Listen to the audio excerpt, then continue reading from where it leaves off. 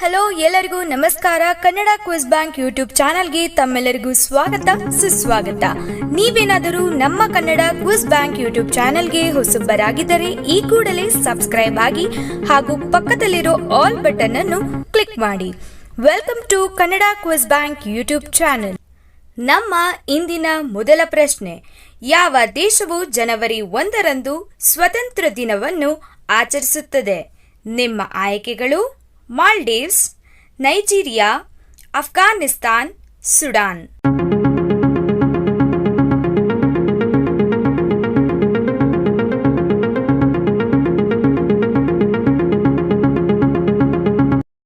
ಸರಿಯಾದ ಉತ್ತರ option D, Sudan.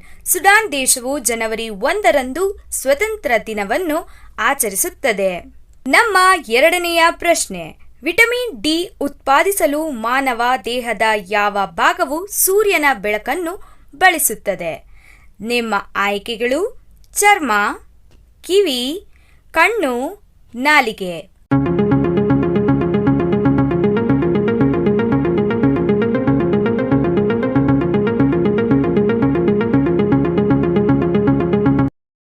ಸರಿಯಾದ ಉತ್ತರ ಆಪ್ಷನ್ ಎ, ಚರ್ಮ. ವಿಟಮಿನ್ ಡಿ ಉತ್ಪಾದಿಸಲು ಮಾನವನ ದೇಹದ ಚರ್ಮದ ಭಾಗವು ಸೂರ್ಯನ ಕಿರಣಗಳನ್ನು ಬಳಸುತ್ತದೆ. ನಮ್ಮ ಮೂರನೆಯ ಪ್ರಶ್ನೆ: 1 ನಿಮಿಷದಲ್ಲಿ ಮನುಷ್ಯ ಸಾಮಾನ್ಯ ಹೃದಯ ಬಡಿತ ಎಷ್ಟು? ನಿಮ್ಮ ಆಯ್ಕೆಗಳು: 62, 72, 70, 76.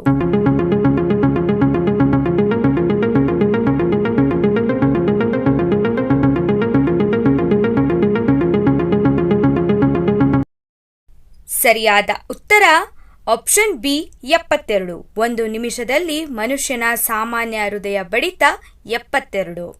ನಮ್ಮ ನಾಲ್ಕನೆಯ ಪ್ರಶ್ನೆ: ಅಧಿಕಾರದಲ್ಲಿದ್ದಾಗ ಮರಣ ಹೊಂದಿದ್ದ ಭಾರತದ ಮೊದಲ ರಾಷ್ಟ್ರಪತಿ ಯಾರು? ನಿಮ್ಮ ಆಯ್ಕೆಗಳು: ವೆಂಕಟಗಿರಿ, ಜಾಕಿರ್ ಹುಸೇನ್, ಅಬ್ದುಲ್ ಕಲಾಂ, ಜೈಲ್ ಸಿಂಗ್.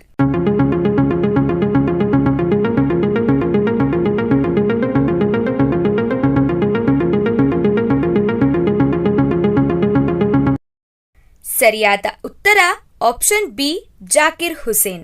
ಅಧಿಕಾರದಲ್ಲಿದ್ದಾಗ ಮರಣ ಹೊಂದಿದ್ದ ಭಾರತದ ಮೊದಲ ರಾಷ್ಟ್ರಪತಿ ಜಾಕಿರ್ ಹುಸೇನ್. ನಮ್ಮ ಐದನೆಯ ಪ್ರಶ್ನೆ: ಕೆಲವೇ ಕ್ಷಣಗಳಲ್ಲಿ ಗ್ಯಾಸ್ ಟ್ರಬಲ್ ಅನ್ನು ನಿವಾರಿಸುವ ಡ್ರಿಂಕ್ ಯಾವುದು? ನಿಮ್ಮ ಆಯ್ಕೆಗಳು: ಜೀರಿಗೆ, ನಿಂಬೆ, ಹಸಿ ಶುಂಠಿ, ಲವಂಗ.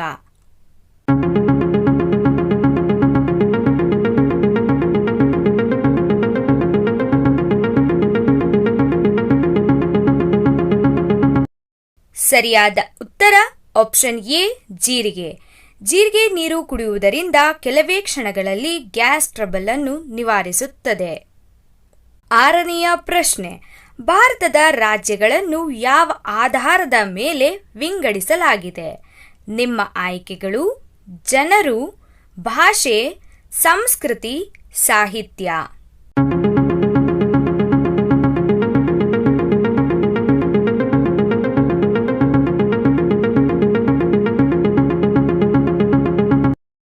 ಸರಿಯಾದ ಉತ್ತರ ಆಪ್ಷನ್ ಬಿ, ಭಾಷೆ.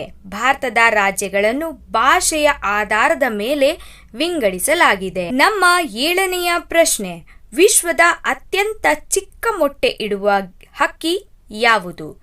ನಿಮ್ಮ ಆಯ್ಕೆಗಳು: ಗುಬ್ಬಚ್ಚಿ, ಹಮ್ಮಿಂಗ್ ಬರ್ಡ್, ಗೂಬೆ, ಗಿಳಿ.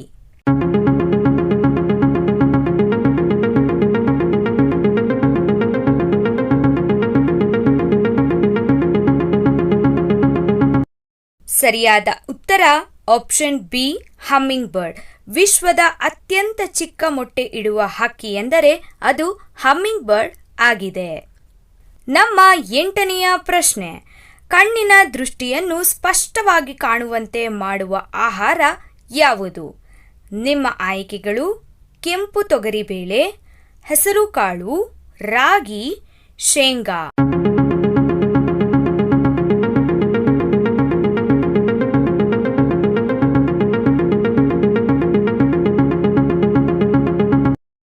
ಸರಿಯಾದ ಉತ್ತರ ಆಪ್ಷನ್ ಎ, ಕೆಂಪು ತೊಗರಿ ಬೇಳೆ.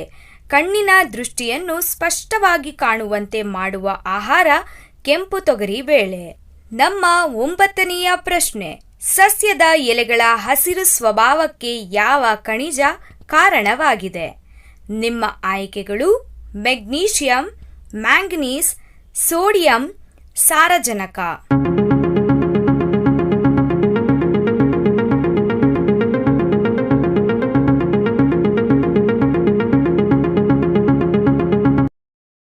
ಸರಿಯಾದ ಉತ್ತರ ಆಪ್ಷನ್ ಎ ಮೆಗ್ನೀಷಿಯಂ. ಸಸ್ಯದ ಎಲೆಗಳ ಹಸಿರು ಸ್ವಭಾವಕ್ಕೆ ಮೆಗ್ನೀಷಿಯಂ ಖನಿಜವು ಕಾರಣವಾಗಿದೆ. ನಮ್ಮ ಕೊನೆಯ ಪ್ರಶ್ನೆ, ಮಳೆ ನೀರು ಕುಡಿದರೆ ನಮಗೆ ಏನಾಗುತ್ತದೆ? ನಿಮ್ಮ ಆಯ್ಕೆಗಳು ಸಾವು, ಎದೆಯುರಿ, ರೋಗವು ವಾಸಿಯಾಗುತ್ತದೆ, ಹೊಟ್ಟೆಯ ಅಸ್ವಸ್ಥತೆ.